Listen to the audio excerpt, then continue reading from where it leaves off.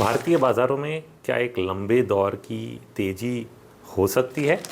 बिल्कुल हो सकती है। और ये क्यों होगी और इसके क्या कारण हो सकते हैं, इसको समझने की थोड़ी सी कोशिश करते हैं।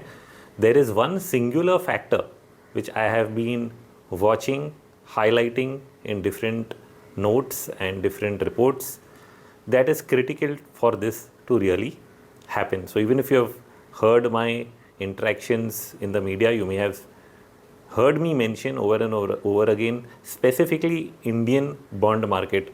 नहीं कि सिर्फ हम लोग विदेश के बॉन्ड मार्केट्स की बात करें, यूएस के इंटरेस्ट रेट्स को लेके तो बहुत चर्चा होती है, बट जो इंडियन बॉन्ड मार्केट है, भारतीय गवर्नमेंट सिक्योरिटीज़, इसके जो यील्ड्स हैं जो कि 7% से लेके 7.5% तक एक बार उछल गए थे, ऐसा लगने लगा था कि शायद 8 या 8.5% तक भी चले जाएंगे। ऐसा हुआ नहीं, आरबीआई ने इसको काफ़ी कंट्रोल रखा। अगर हम लोग इसका चार्ट देखते हैं तो एक फॉलिंग ट्रेंड लाइन है। दो जो प्रीवियस टॉप्स बने थे 2018 तक, उसके आगे जब हम उसको ट्रेंड लाइन खींचते हैं नीचे तक, तो हमें दिखता है कि उसके ऊपर हम लोग निकल नहीं पाए ना। This is sort of a good thing longer term because we are starting to make lower highs, but what we also need to make is lower lows. Now this is a very long term pattern, so before you make lower lows, interest rates को काफ़ी गिरना पड़ेगा। But क्या interest rates यहाँ से गिरेंगे? Globally zero होने के बाद भी इंटरेस्ट रेट्स बढ़े हैं और वापस तो ज़ीरो होने की किसी को कामना नहीं है, क्योंकि एक्सपेक्टेशंस हट गए हैं, इन्फ्लेशन के एक्सपेक्टेशंस बढ़ चुके हैं। वापस इन्फ्लेशन ज़ीरो तक जाएगा ऐसा तो होने नहीं वाला है, कहीं ना कहीं 2-3-4% के अंदर घूमता रहेगा। तो कहीं ना कहीं इंटरेस्ट रेट्स भी ज़ीरो तक वापस यूएस में तो नहीं जा सकते। बट भारत का बाज़ार, यूरोपियन बाज़ार, कई जो विदेशी बाज़ार हैं, इनमें सेटअप और पैटर्न काफ़ी अलग है।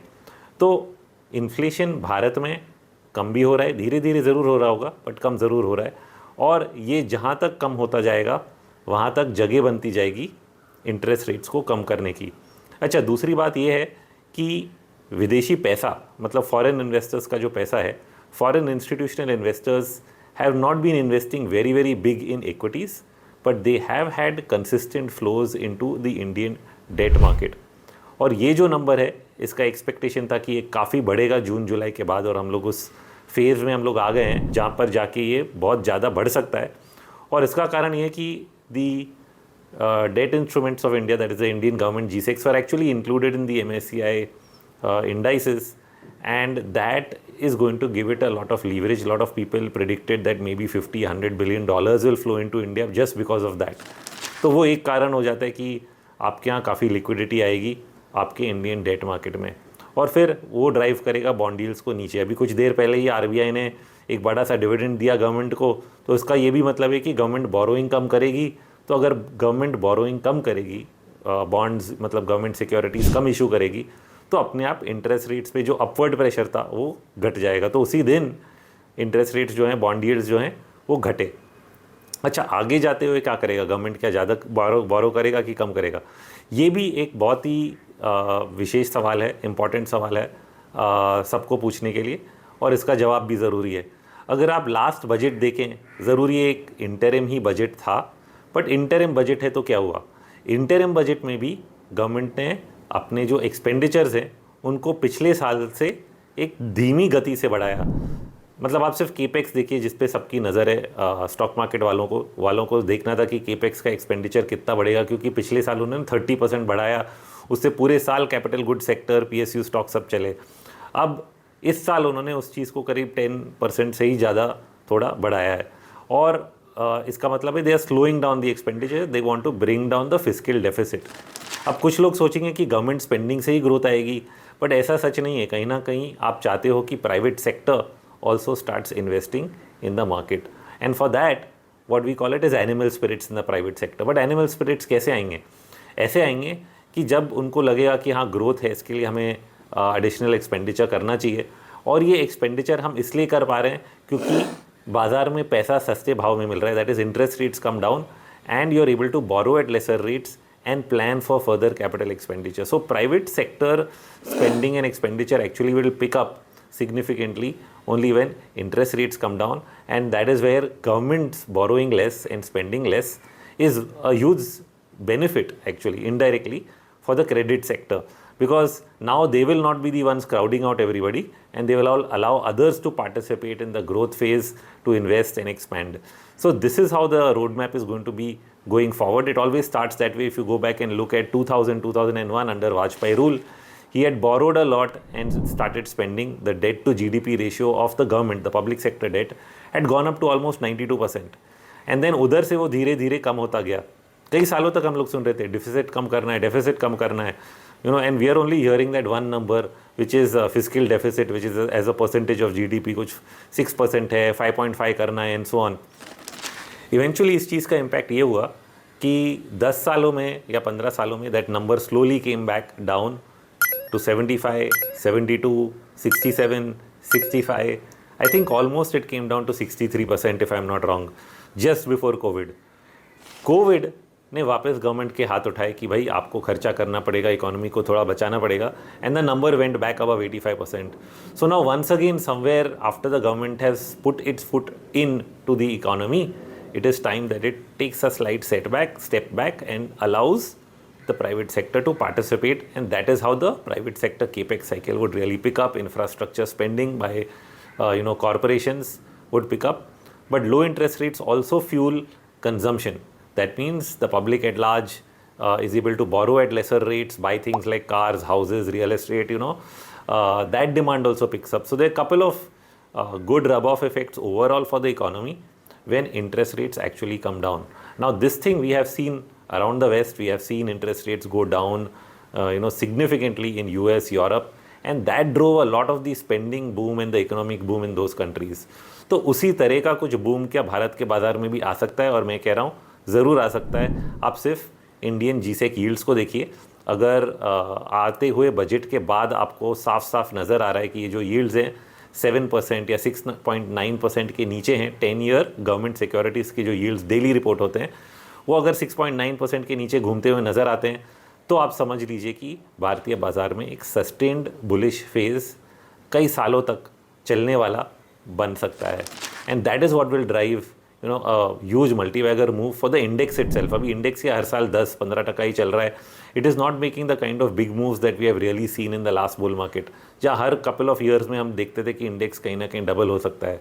तो टोटल बुल मार्केट में कुछ 880 if I am not wrong bottom था 9/11 के बाद 2001 में, और 2008 में हम लोग 6000 तक पहुंच गए.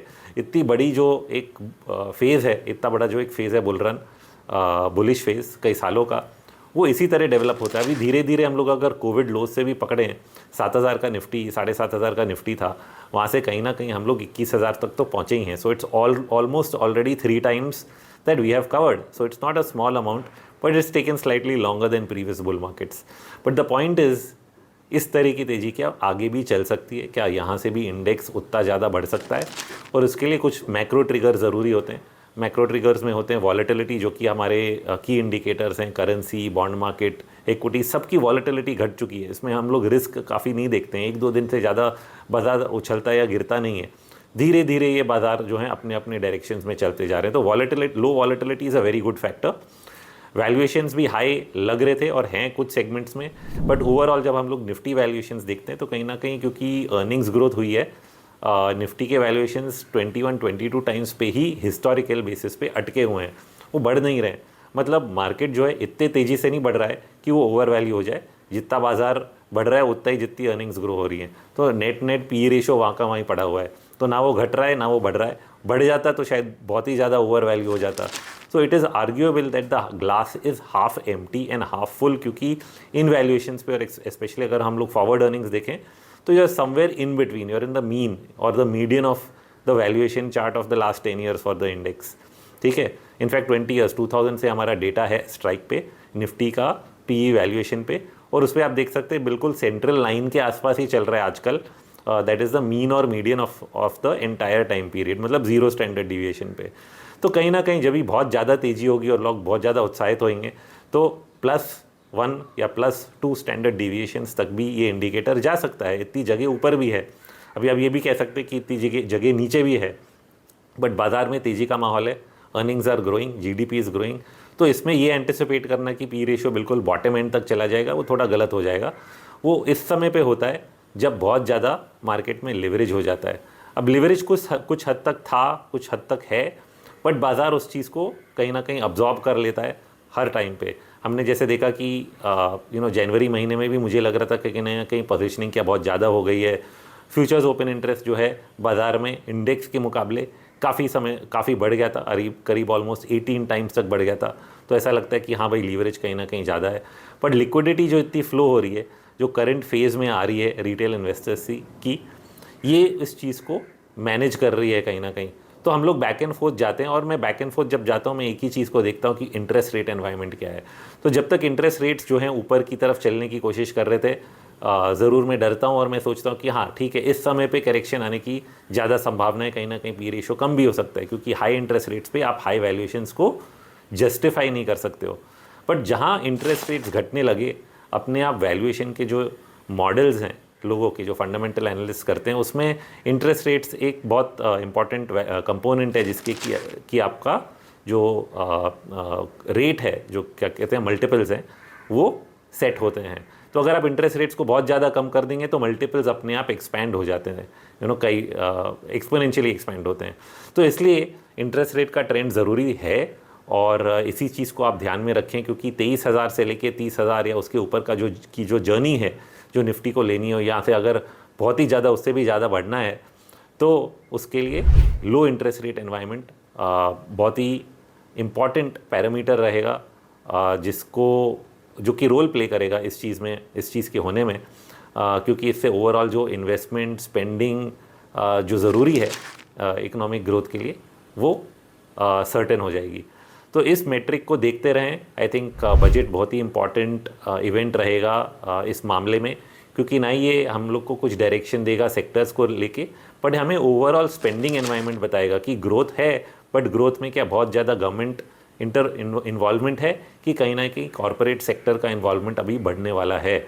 और उस चीज़ से फिर जो प्रोजेक्शंस हैं इंडस्ट्री के अर्निंग्स के और पर्टिकुलर सेक्टर्स के, वो आगे हम लोग सेट कर पाएंगे, and that will sort of trigger दी री रेटिंग ऑफ इंडिया। और इसमें जैसे मैंने बोला कि foreign investors not only debt market में, बट कहीं ना कहीं मुझे लग रहा है इकोनॉमिक और पॉलिटिकल स्टेबिलिटी को देखने के बाद इक्विटी मार्केट्स में भी फॉरेन फ्लोज आने की बहुत ज़्यादा संभावना है। तो इन चीज़ों को ध्यान में रखें, और इन बेसिक पैरामीटर्स से हमारा जो नेक्स्ट लेग है यहाँ से तेज़ी का, वो सेट होएगा। इंडिविजुअल स्टॉक्स और सेक्टर्स भी बहुत सारे ऐसे हैं जो 2-2 साल से चल नहीं रहे थे, नीचे की तरफ थे। उन सब में कहीं ना कहीं ऐसे एक्सट्रीम ओवरसोल्ड कंडीशंस आए या वैल्यूएशंस बहुत कम हो गए और मोमेंटम उनका घुमा है। तो ऐसी चीज़ों को ढूंढिए, और ऐसी चीज़ों को ढूंढना स्ट्राइक के स्कैनर्स के साथ बहुत ही आसान हो गया है, तो इसका इस्तेमाल करें। और बहुत ही रिसेंटली हमने एक और चीज़ लॉन्च करी है, जिसके बारे में हम लोग ऑलरेडी वेबिनार कर चुके हैं, इस हफ्ते भी करेंगे और अगले हफ्ते भी करेंगे। 2-3 वेबिनार्स के ऊपर आपको समझ में आएगा कि RRG मतलब रिलेटिव रोटेशन ग्राफ्स होता क्या है और कैसे चलता है। इससे क्या आपका क्या फ़ायदा हो सकता है। आप इन चार्ट्स को देख के समझ सकते हैं कि कहाँ पे कौन से सेक्टर या कौन से आपके पोर्टफोलियो में स्टॉक पे आपको वेटेज बढ़ाना है और कौन से पे वेटेज कम करना है। और इस चीज़ को करने से आपका जो पोर्टफोलियो का ओवरऑल परफॉर्मेंस है वो काफ़ी इंप्रूव हो सकता है। ये बहुत ही टफ क्वेश्चन है, और कई पोर्टफोलियो मैनेजर्स इसको आंसर नहीं कर पाते हैं। ग्लोबली ये जो टूल है RRG, ये ब्लूमबर्ग और रॉयटर्स जैसे टर्मिनल्स पे इस्तेमाल होता है। बड़े फंड मैनेजर्स, हेज फंड सब इसको इस्तेमाल करके अपने पोर्टफोलियोज एडजस्ट करते हैं। इसलिए मैं कह रहा हूँ कि आपको इस टूल का एक्सेस मिल रहा है स्ट्राइक के प्लेटफॉर्म पे, इसका इस्तेमाल ज़रूर करें, उसको सीखें, क्योंकि इस पे हम लोग जूलियस डी कैंपनर जिन्होंने इसको बनाया है वो खुद ही आके आपको सिखा रहे हैं हमारे वेबिनार्स में। और ये वेबिनार्स की रिकॉर्डिंग जो है यूट्यूब पे है, तो आपने अगर लास्ट वाला मिस किया है उसको भी देख लें, और आगे वाले जो आने वाले हैं उसमें ज़रूर पार्टिसिपेट करें। तो इस सब से मैं आपसे लीव लेता हूँ आज के लिए। ध्यान में रखें, बजट बहुत दूर नहीं है। इंटरेस्ट रेट्स का ट्रेंड क्या होने वाला है ये बताएगा आपको कि निफ्टी जो है 30,000 पार करने वाली है कि नहीं। मेरा हिसाब है कि ये होने वाला है, बट आपको अगर एडिशनल कंफर्मेशन चाहिए तो वॉच करिए 10 ईयर G-Sec 6.9% के नीचे जैसे जाता हुआ नज़र आता है, आप समझ सकते हैं कि इंटरेस्ट रेट्स इंडिया में काफ़ी घटने वाले हैं, और इसका पूरा इम्पैक्ट जो है इक्विटी प्राइसेस और इक्विटी वैल्यूएशंस पे आएगा।